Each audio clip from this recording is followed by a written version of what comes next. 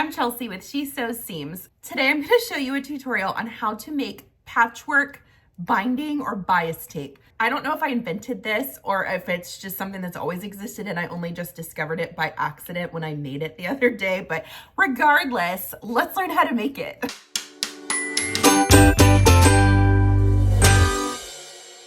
First and foremost, I'm going to iron these and then cut a 10 by 10 inch square out of each color. I need 4 total colors. This is going to be cut on an angle. That's what makes it have those fun little like pops of different fabrics. So essentially, because we're cutting this on the diagonal, it will be technically bias tape. And the difference between bias tape and binding is bias tape is cut on the bias of your fabric, which means that it's going across this diagonal, which is the part of your fabric that gives you the most give. I'm not going to call it stretch because it's not technically a stretch. It's just a give that's going to be able to go around corners and rounded like edges with ease. When you make binding, that doesn't need to be cut on the bias because you're going to be using it typically like around like the edge of a quilt where you'll be making straight like mitered corners, if that makes sense. So can you use bias binding for regular like binding on a quilt? Absolutely. There's nothing wrong with that. So if you want to make this and use it on a quilt, I think that's fine. Oh, look at that. My daughter got a hold of this fabric. So like I said, however big you want to cut your squares is fine as long as it makes up a square that is square. So what I'm cooking up right now is going to be a 20 by 20 inch square, and we'll see how much bias tape that gives me. But you don't have to do that. You can make it even bigger if you wanted to. This gives me a nice long strip though, and it'll be plenty for the project I'm working on. It is entirely up to you what colors you want to put together. I chose one lighter color because I want to see some contrast. When it comes to patchwork in general, I feel like contrast is kind of the fun part of it. So I'm not afraid of adding some lighter colors. I really love these acrylic square grids for cutting. They make such easy work of cutting fabric. I just cut it on a 10 by 10 and we're done. Step 2, you're gonna lay your fabrics out in a grid. And just literally however you want. We're gonna cut it all up anyway, so it really doesn't matter.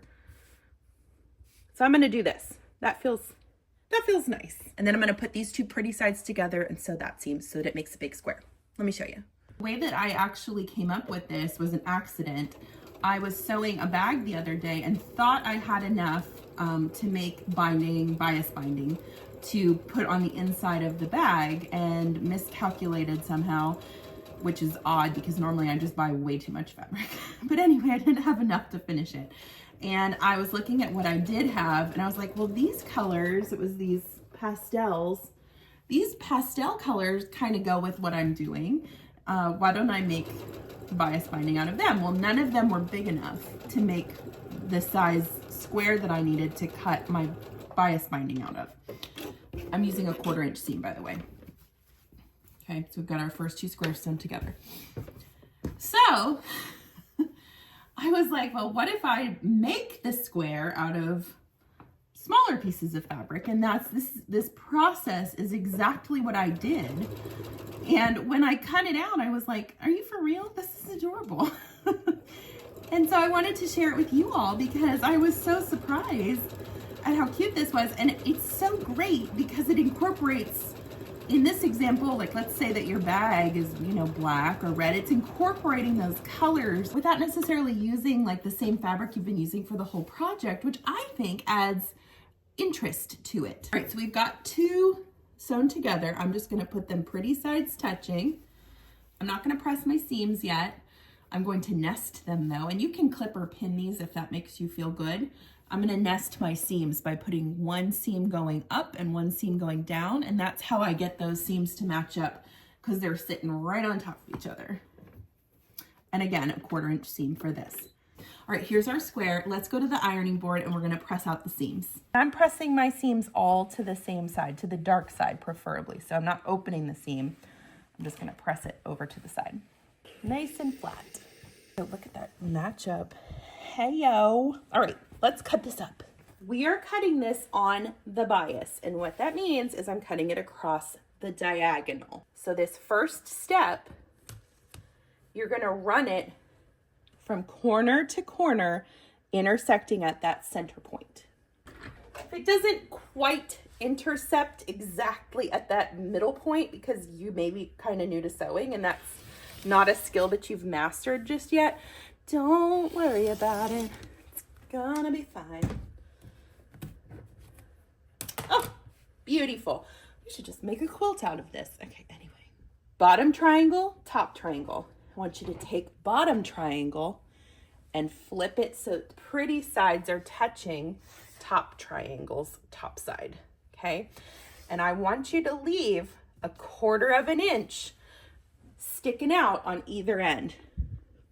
Let me clip it and I'll show you up close what I'm talking about. I've lined my middle seams up. They are nested together.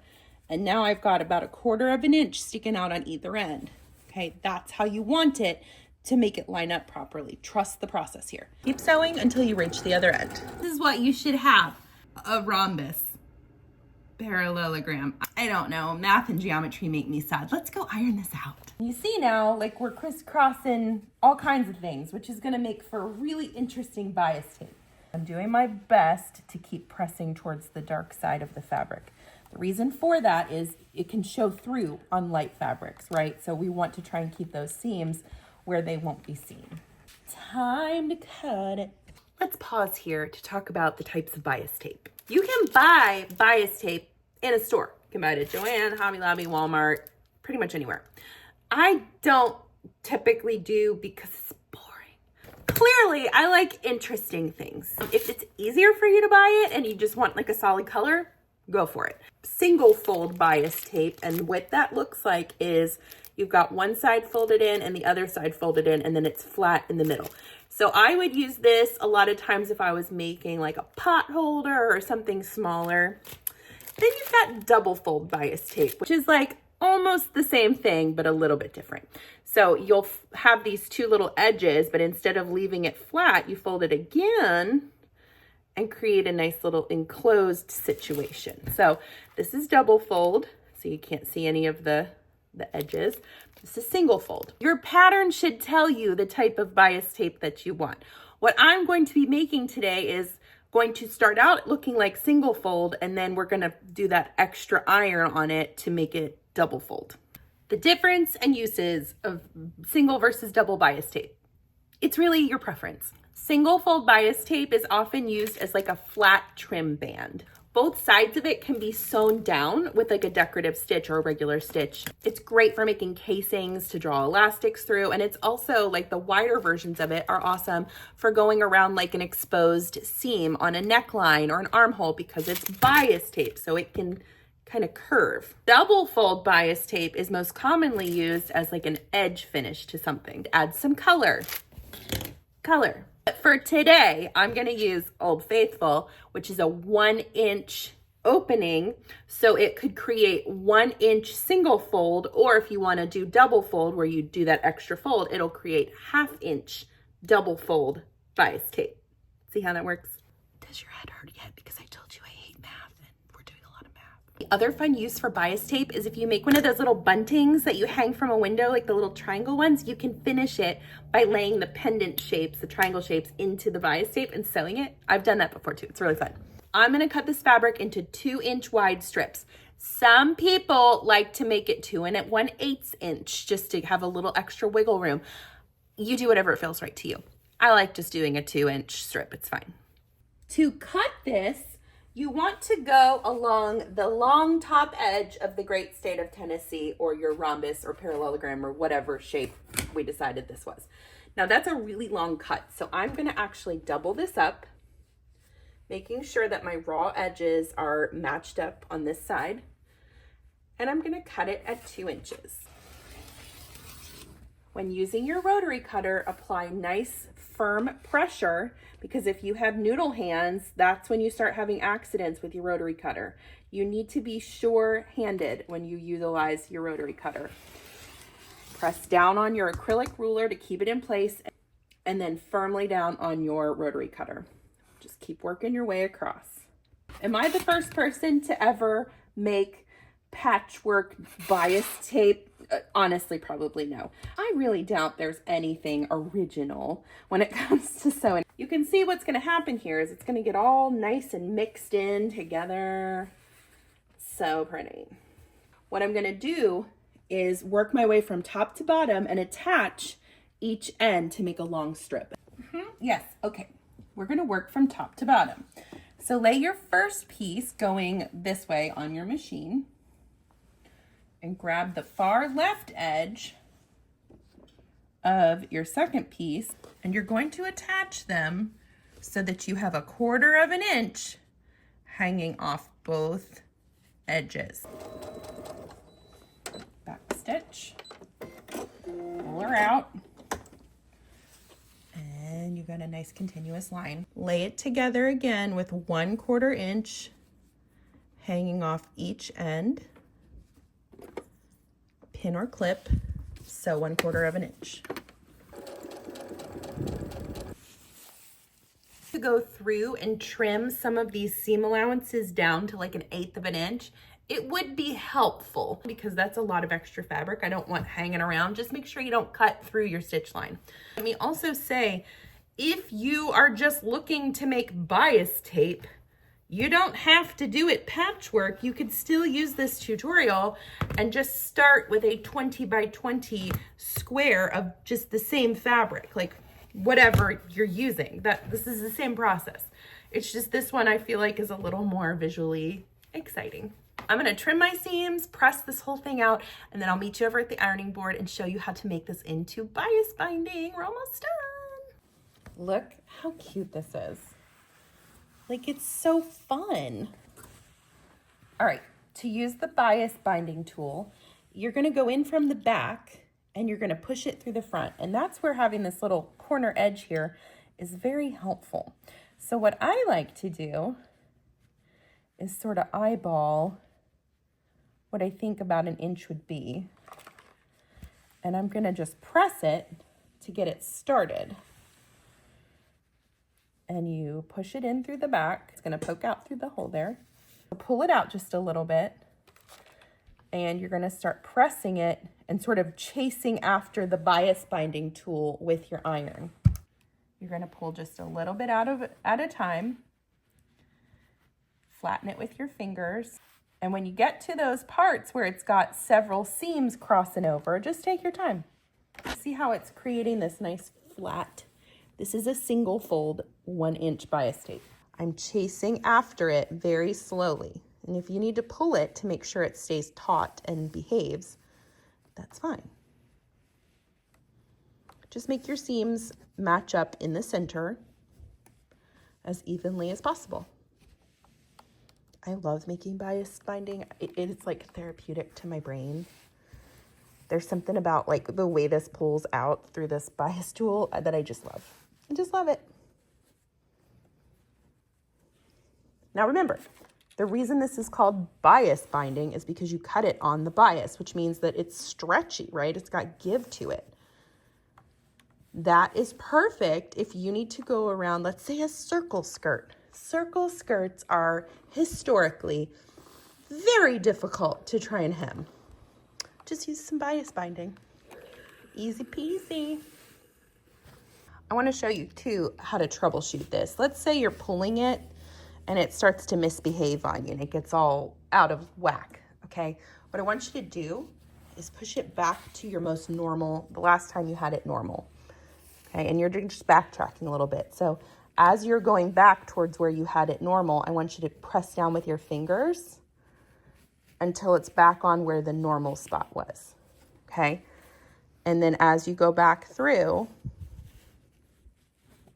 flip it in with your fingers and just work it till it's going back towards the center.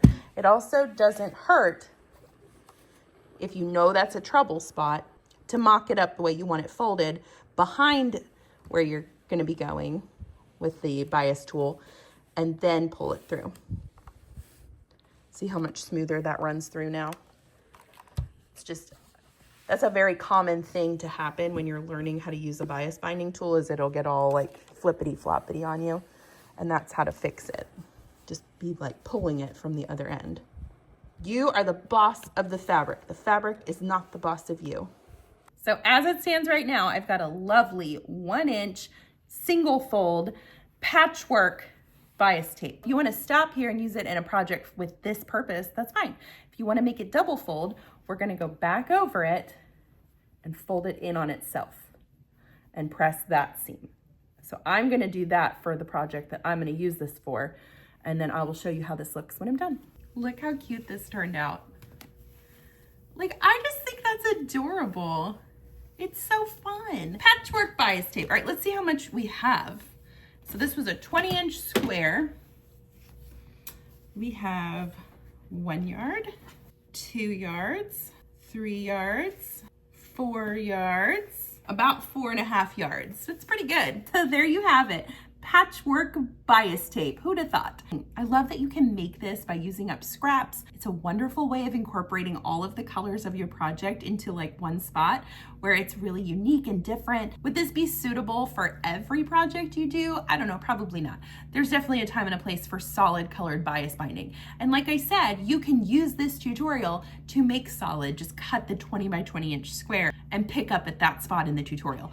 But if you want to try this patchwork bias binding, I totally want to see it because I can't wait to see the colors you come up with.